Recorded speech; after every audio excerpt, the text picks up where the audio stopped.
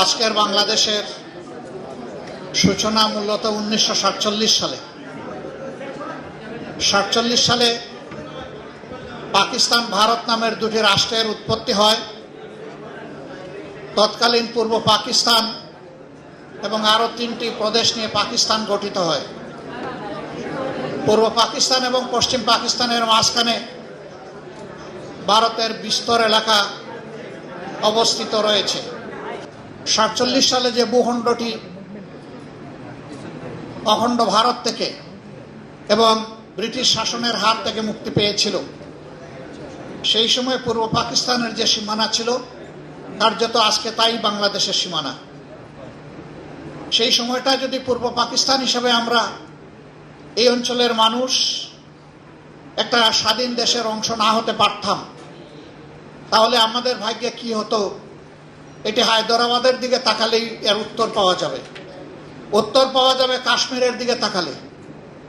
আল্লাহ তাআলা সেই সুযোগ আমাদেরকে দান করেছিলেন, এই জন্য আল্লাহর দরবারে শুকরিয়া আদায় করি।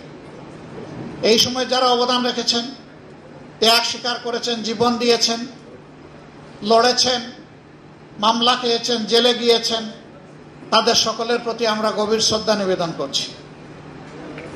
এরপরেই পাকিস্তান তার অভিষ্ট লক্ষ্যে পৌঁছার জন্য কার্যক্রম শুরু করলেও কার্যত পাকিস্তানের শাসকদের দূরদৃষ্টির অভাবে তারা পূর্ব পাকিস্তানের উপরে ইনসাফ করতে পারেননি, যার কারণে দুই জায়গায় বৈষম্য তৈরি হয় এবং তার বিস্ফোরণ ঘটে 70 সালের নির্বাচনের পরেও যদি জনগণের রায়ের প্রতি তৎকালীন সরকার যারা ছিলেন তারা সম্মান প্রদর্শন করতেন, তাহলে চিত্র ভিন্ন হতো।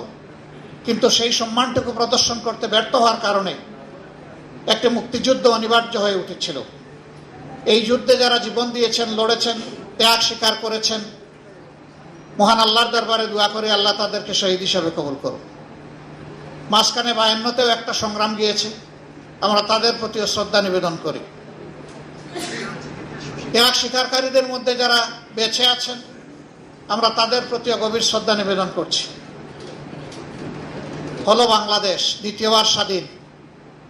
দ্বিতীয়বার স্বাধীনতার আগে নেতারা তখন জনগণকে ওয়াদা দিয়েছিলেন যে এমন একটি দেশ আমরা জনগণকে উপহার দেব যেখানে ন্যায় বিচার প্রতিষ্ঠিত হবে, কোনো বৈষম্য থাকবে না এবং অর্থনৈতিক সংকট দূর হবে, বেকারত্ব থাকবে না। আমরা সমস্ত শিশুদেরকেই তাদের প্রাপ্য শিক্ষা নিশ্চিত করব। কিন্তু না, তার কোনো আদায় পূরণ হয়নি।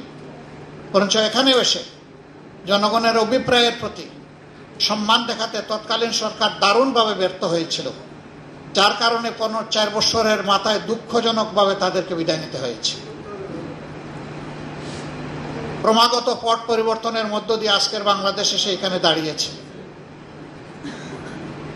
24 সালে এদেশের মানুষ একটি পরিবর্তনের আকাঙ্ক্ষা বুকে নিয়ে বুক পেতে লড়াই করেছিল। এ লড়াই কোনো দলের পক্ষ থেকে হয়নি, এই লড়াই হয়েছে জনগণের পক্ষ থেকে। এর আগে আমরা বিরোধী দলে যারা ছিলাম দফায় দফায় আমরা নির্যাতিত হয়েছি, আক্রান্ত হয়েছি, জেলে গিয়েছি, জীবন দিয়েছি, ফাঁসির কাস্টে ঝুলেছি, আমরা আন্দোলন করেছি, কিন্তু স্বৈরাচারকে আমরা তাড়াতে পারিনি। সেই সময়টা ছাত্র যুব সমাজ তাদের একটি ন্যায্য অধিকারের দাবিতে রাস্তায় নেমেছিল। অতীতের ফ্যাসিবাদী কায়দায় সে আন্দোলন দমনেরও চেষ্টা হয়েছিল, কিন্তু শেষ পর্যন্ত সমগ্র দেশবাসীর ছাত্র জনতা, শ্রমিক, কৃষক সকলের ঐক্যবদ্ধ প্রতিবাদ, প্রতিরোধ এবং লড়াইয়ের মুখে ফ্যাসিস্ট সরকার অপমানজনকভাবে বিদায় নিতে বাধ্য হয়েছে। তার প্রেক্ষাপটে একটি জন অভিপ্রায়ের ভিত্তিতে একটি সরকার গঠিত হয়েছিল, তারাও জাতির উপরে শেষমেশ ইনসাফ করতে পারেননি। এই জাতি বেইনসাফের শিকার হয়েছে। বিভিন্ন কথা এখন অনেকে নিজের থেকেই স্বীকারোক্তি দিচ্ছেন। সেই সময় যারা সরকারে ছিলেন আর অনেকে চুপ করে আছেন, তারা যদি ইনসাফ করতেন আমরা বিশ্বাস করি আজকের বাংলাদেশের চিত্র হতো সম্পূর্ণ ভিন্ন। এটা করতেও তারা ব্যর্থ হয়েছেন। নির্বাচনে জনগণ বিপুল উৎসাহ উদ্দীপনা নিয়ে অংশগ্রহণ করেছে, ভোট দিয়েছে, ভোট হয়েছে সুষ্ঠু, রেজাল্ট সুষ্ঠু হয়নি এটা ইতিমধ্যেই আত্মস্বীকৃত বিভিন্ন সাক্ষীও পাওয়া গেছে। আমি ওইদিকে যাচ্ছি না। তারপরেও আমরা চেয়েছিলাম দীর্ঘদিন ফ্যাসিবাদী শোষণের জাতাকলে পিষ্ট এই জাতি আস্তে আস্তে গণতন্ত্রের রৌটে উঠে যাক। সেই জন্য আমাদের হাজারো আপত্তি রিজার্ভেশন থাকা সত্ত্বেও আমরা সেই নির্বাচনের ফলাফল মেনে নিয়েই সংসদে গিয়েছিলাম। একদিনে দুটি নির্বাচন, একটা ছিল সংসদ নির্বাচন আর একটা সংস্কার পরিষদের নির্বাচন। গণভোট, দুইটা ব্যালট পেপার ছিল, জনগণ দুইটাতেই রায় দিয়েছে, কেউ একটাতে রায় দেয়নি। এর আগে আমরা সমস্ত রাজনৈতিক দলগুলা বলেছিলাম গণভোটের রায় আমরা সকলে মেনে নেব এবং সেই অনুযায়ী দেশ পরিচালিত হবে। কিন্তু ভোট অনুষ্ঠিত হলো, তারপরের দিনই বর্তমান সরকারি দল তারা তাদের ধারণা পরিবর্তন করলেন, তারা গণভোটকে অস্বীকার করলেন। দুটি শপথ নেওয়ার কথা, একটা নিলেন আর একটা নিলেন না। কেন নিলেন না তার ব্যাখ্যা তারা ইতিমধ্যে দিয়েছেন।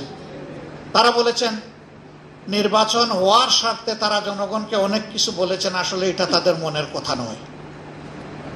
যদি রাজনীতিবিদরা এরকমই জনগণকে ধোঁকা দিয়ে থাকেন তাহলে রাজনৈতিক প্রতিষ্ঠানের উপর জনগণের আস্থা তৈরি হবে কিভাবে? আমরা বিস্মিত, আমরা নিন্দা জানাই। ঠিক হয়নি জনগণকে এইভাবে ধোঁকা দেওয়াটা। আপনারা দেখেছেন সংসদের ভিতরে গণভোটের গণরায়, যা ৬৮.৬% মানুষ ভোট দিয়ে হা বলেছিল, তার পক্ষে বিরোধী দলের অবস্থান ছিল ঐক্যবদ্ধ এবং স্পষ্ট। আমরা আলোচনা করেছি, কিন্তু ২/৩ জুড়ে সরকারি দল আমাদের দাবি অগ্রাহ্য করে বাস্তবে জনগণকে অপমানিত করেছে। গণভোটের রায় ব্যর্থ হওয়ার দলিল বাংলাদেশেও নাই, বিশ্বেও নাই। গণভোট বাংলাদেশের মতন ছিল না, এটি ৪র্থ গণভোট। এর আগে ৩টে গণভোট অনুষ্ঠিত হয়েছে এবং যথারীতি তার গণরায় বাস্তবায়িত হয়েছে। কিন্তু এবারে সেই প্রথমে বিপত্তি ঘটল। আমরা জানি কি জন্য ঘটেছে। আমরা যা আশঙ্কা করেছিলাম এখন তা স্পষ্ট হয়ে উঠেছে সমাজে। আর্থিক, রাজনৈতিক, প্রাতিষ্ঠানিক, সাংবিধানিক সকল জায়গায় আজকে নির্লজ্জ রাজনৈতিক হস্তক্ষেপ একেবারেই স্পষ্ট। সেন্ট্রাল ব্যাংক থেকে শুরু করে বিভিন্ন ব্যাংক, বীমা কর্পোরেশন, এই সবগুলোর আজকে সেই থাবা বিস্তৃত হচ্ছে এবং সমাজের অপরাধী লোকদেরকে গুরুত্বপূর্ণ জায়গায় বসিয়ে দেওয়া হচ্ছে, যাদের বিরুদ্ধে অপরাধ বিভিন্নভাবে প্রমাণিত। এইভাবে যদি দেশের অর্থনৈতিক ব্যবস্থাপনার উপর রাজনৈতিক অন্যায্য হস্তক্ষেপ অব্যাহত থাকে তাহলে ইতিমধ্যেই অর্থনীতির দুই অঙ্গের এক অঙ্গ মাটির সাথে পড়ে গড়াগড়ি বাচ্ছে, স্টক মার্কেট, আরেকটা অঙ্গ ব্যাংক, বীমা কর্পোরেশন। এটাও যদি এলোমেলো বিধ্বস্ত হয়ে যায় তাহলে জাতির গন্তব্য কোথায় গিয়ে দাঁড়াবে? মূল দায়িত্ব সরকারি দলের। তারা এই দায়িত্ব এখন পর্যন্ত পালন করার কোনো সদিচ্ছা তাদের ফুটে ওঠেনি। কিন্তু আমরা এই দেশকে ভালোবাসি। এই দেশকে ভালোবাসার কারণেই আমরা মনে করি যে আগামী বাজেট কেমন হওয়া উচিত সেই ব্যাপারে জনগণের অভিপ্রায়কে অনুধাবন করে জনগণের সামনে আমাদের চিন্তাগুলো পেশ করা উচিত। এটি বাজেট নয়, এটা বাজেটের পূর্ব ধারণা। এখান থেকে যদি সরকার ভালো কিছু পিক আপ করেন জনগণ উপকৃত হবে। এটা কোনো দলের বিষয় নয়। আমরা এই বাজেট কোনো দলের জন্য দিচ্ছি না। এই বাজেট 18 বা 20 কোটি মানুষের জন্য হতে পারে। আমরা যে প্রস্তাবনাটা জনগণের সামনে পেশ করব এটা শর্ত আছে। এই বাজেট বাস্তবায়নের জন্য সততা, স্বচ্ছতা লাগবে, জবাবদিহিতা লাগবে।